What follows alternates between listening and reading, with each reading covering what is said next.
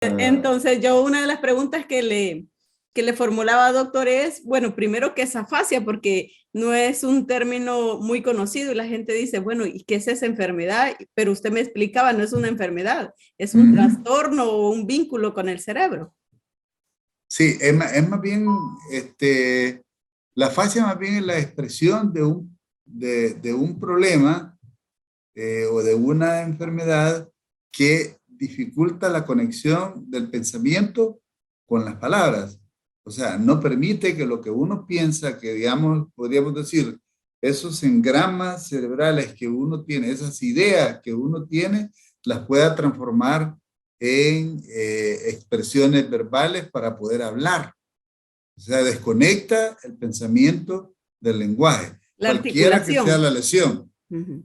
Bueno, para uno es un poco más específico en lo de la articulación de la palabra cuando habla de la expresión, digamos, de articular palabras con la boca, con la lengua y los fonemas de las palabras, ¿verdad? Eso, pero sí, sí podría decir uno que es efectivamente, sí, esa conexión entre el pensamiento y las palabras se pierde.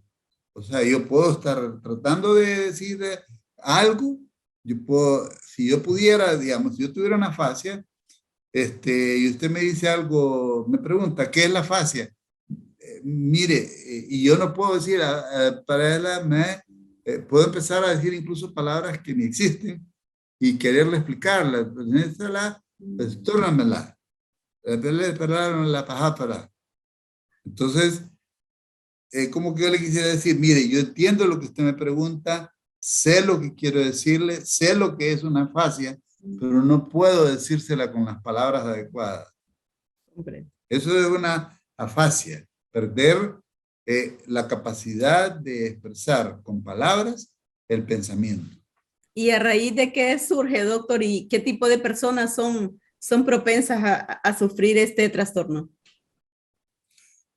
Bueno, el- la afasia se produce cuando hay daño de lo que uno llama los centros del lenguaje en el cerebro, ¿verdad? La mayoría de nosotros tenemos los centros del lenguaje tanto para expresar las palabras como para comprenderlas y luego para conectar lo que comprendemos y lo que queremos expresar este, eh, en el lado izquierdo, en el hemisferio izquierdo del cerebro. 95% de todos los seres humanos se calcula, y así está la estadística, que tienen el centro del lenguaje en el hemisferio izquierdo del cerebro. Y solo el resto, pues lo tienen en el hemisferio derecho. Entonces, cualquier lesión que afecte estos centros de lenguaje que están en el lado izquierdo del cerebro, eh, y eso puede ser un derrame, como dice la gente, o una enfermedad vascular cerebral, un tumor, un traumatismo encefalocraniano que es frecuente ahora que haya tanto accidente de tránsito con traumatismo, ¿verdad? Del cráneo y del cerebro.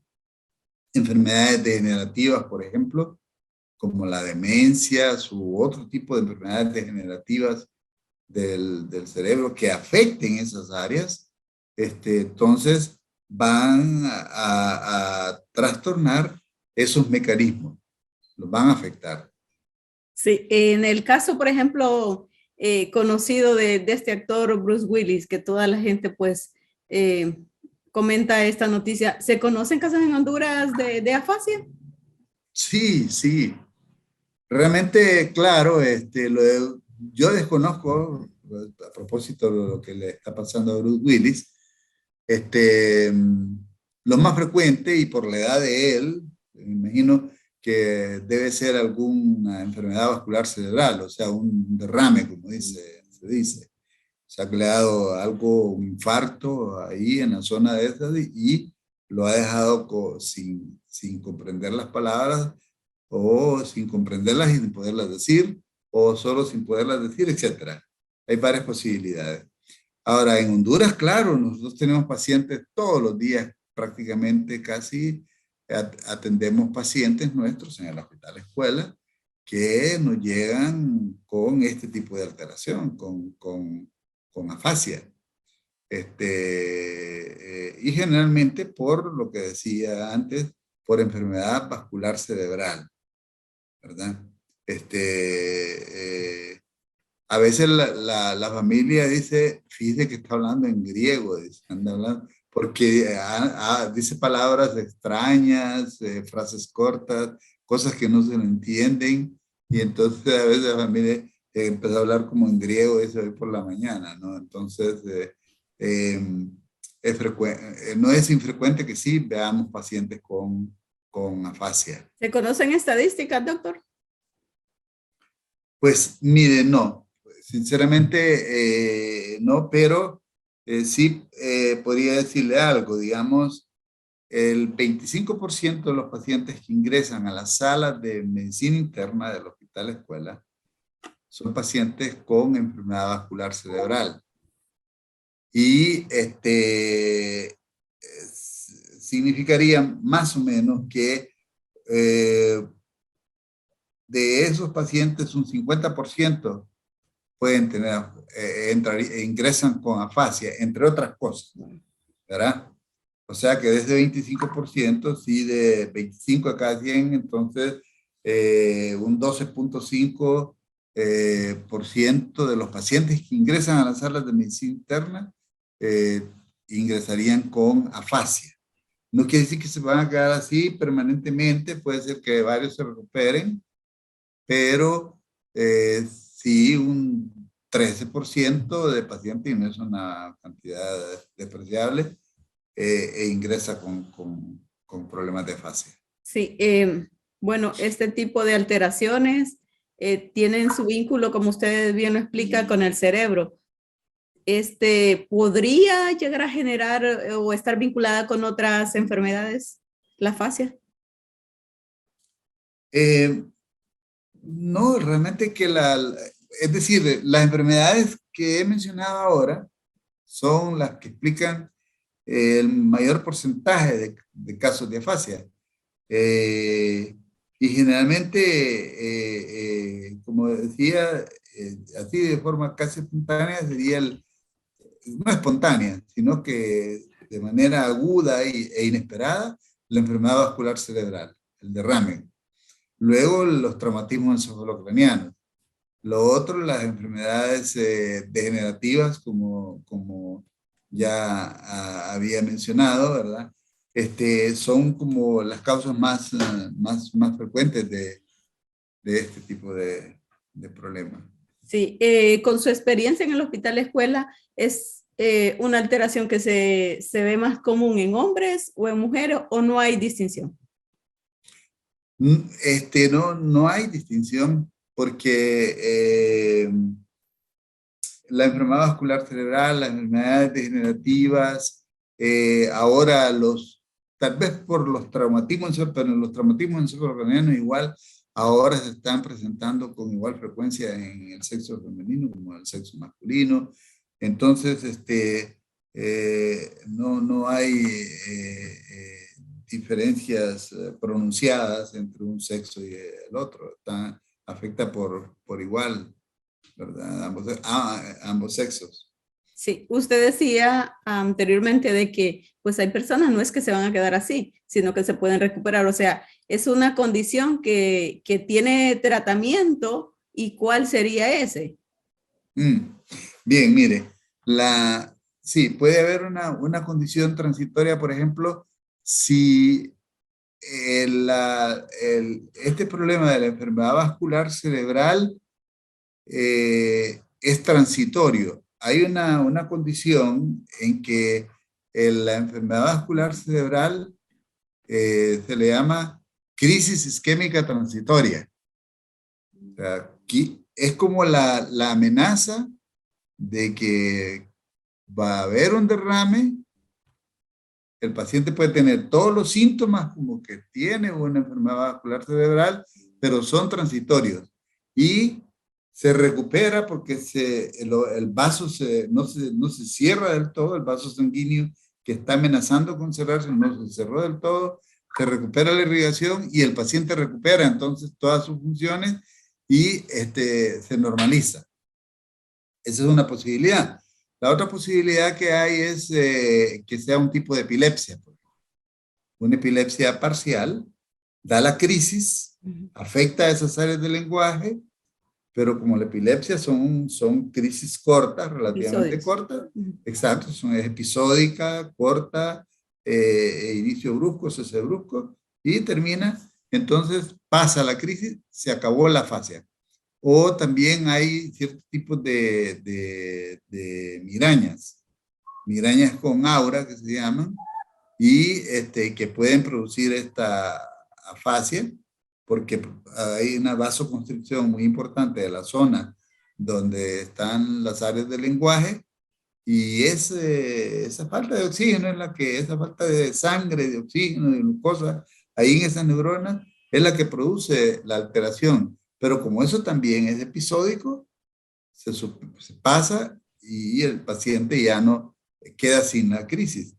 O aún cuando haya un infarto hecho y derecho, una enfermedad vascular cerebral que sea de tipo isquémica, el paciente puede recuperarse dependiendo del grado del daño con terapia, ¿no? Es decir, con terapia, digamos, una vez pues reconocida la causa, uno trata de quitar la causa, y una vez si la causa es retirada, pasar a una terapia de lenguaje, ¿verdad? Para tratar de recuperar el lenguaje.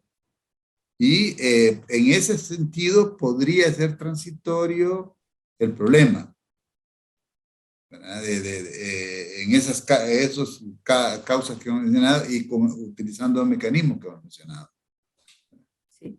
Ok, bueno, vemos esa relación, ¿verdad? De la fascia con los accidentes cerebrovasculares. El estrés está influyendo mucho para que pues, entiendo que ha habido un aumento, sobre todo con esta presión de la pandemia, con la situación económica. ¿Está influyendo mucho eso, doctor? Bueno, hay ya factores de riesgo bien conocidos para la enfermedad vascular cerebral.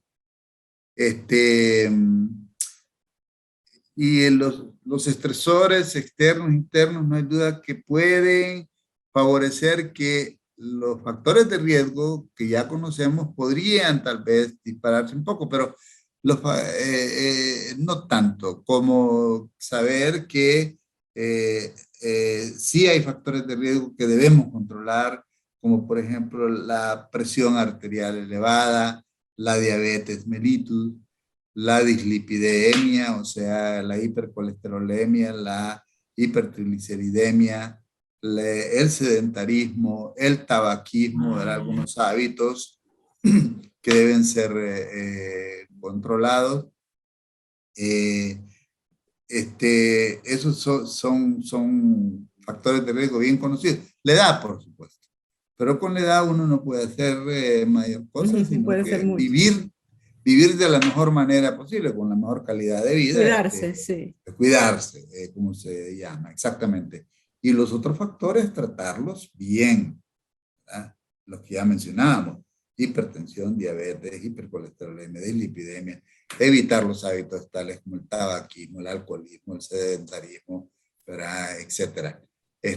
Son los factores bien conocidos que favorecen la enfermedad vascular cerebral.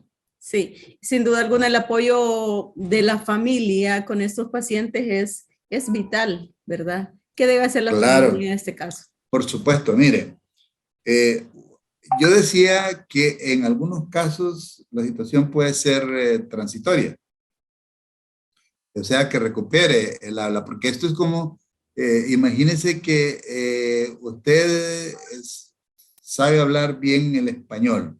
Entonces, teóricamente, en principio, nosotros nos comunicamos bien en español, con los fonemas, con estas ideas que transmiten las palabras del español. Y si alguien nos empieza a hablar en otro idioma extranjero, pues uno no entenderá nada. Es decir, Si alguien me viene a hablar en alemán o en chino, yo simplemente lo voy a quedar viendo y no voy a entender nada de lo que me está diciendo. Pues igual le pasa a un paciente que tiene afasia. Él no puede decodificar todas las señales que le está enviando la otra persona, porque perdió en su cerebro esa capacidad de decodificación. O sea, no solo perdió la capacidad de expresar su pensamiento a través de las palabras, sino que pierde a la inversa, pierde la capacidad de entender los códigos que el otro le envía y transformarlos, esas palabras, en algo que su pensamiento ya puede entender. Es de doble vía. Entonces, si esa pérdida es permanente, entonces habrá que reeducar la manera de comunicarse. Entonces ya la terapia del lenguaje ya no será la lucha por recuperar la función perdida, sino por buscar otras formas de comunicarse, ¿no? Por señales, por otro tipo de comunicación, gestuales, etcétera. Y ahí la familia, por supuesto que también tiene que acompañar al paciente, ¿verdad? No puede quedarse solo el paciente haciendo el esfuerzo de aprender otra forma de comunicarse, sino que la familia, por supuesto, tendrá que hacer el esfuerzo de aprender esa forma de comunicarse que el paciente está adquiriendo. Entonces, sí, por supuesto que la familia, mucho apoyo, además de todo lo que la familia desde el punto de vista emocional, ¿verdad? Representa para el paciente. Gracias, doctor. El doctor Carlos Medina, neurólogo del Hospital Escuela. Gracias por ese aporte, ¿verdad? Por darnos siempre esa retroalimentación con esos excelentes consejos, aportes que la gente, por ejemplo, la palabra fascia le ha caído así como, ¿y eso qué es? ¿Verdad? Entonces, gracias por sus conocimientos, ¿verdad? Muchas. A la orden. Buenas tardes, doctor. Cuídese. Buenas tardes, Yana. Que esté bien.